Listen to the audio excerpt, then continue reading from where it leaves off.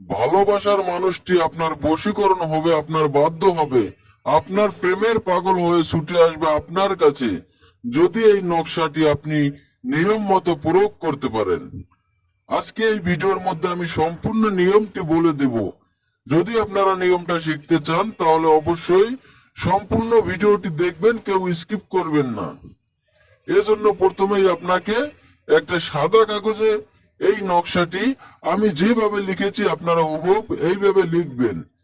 এটা মেশকু জাফরান কালি দিয়ে লিখতে হবে। যদি মেশকু জাফরান কালি সংগ্রহ করতে না পারেন তাহলে আপনারা লাল কালির একটা বল পেন দিয়ে লিখবেন।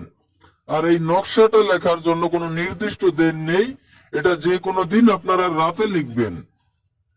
নকশা লেখার সময় আপনারা কারো সাথে কোনো কথা বলবেন না এবং আপনার শরীরে ঘেরানযুক্ত আতর অথবা সেন্ট ব্যবহার করার পরেই নকশাটা লিখবেন।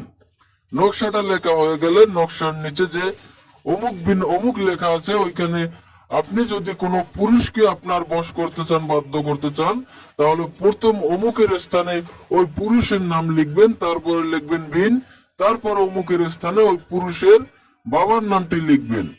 আর আপনি যদি কোনো নারীকে বশ করতে চান তাহলে প্রথম অমুকের স্থানে ওই নারীর নাম, তারপরে বিনের স্থানে লিখবেন বিনতে, তারপরে অমুকের স্থানে ওই নারীর মায়ের নামটি লিখবেন।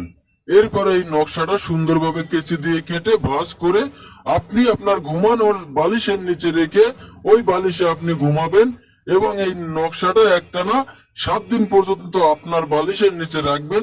এটা যেন কেউ দেখতে না পায়। দেখবেন এই 7 দিনের মধ্যেই আপনার সেই ভালোবাসার কাঙ্ক্ষিত ব্যক্তি আপনার প্রেমের পাগল হয়ে আপনার কাছে ছুটে চলে আসবে।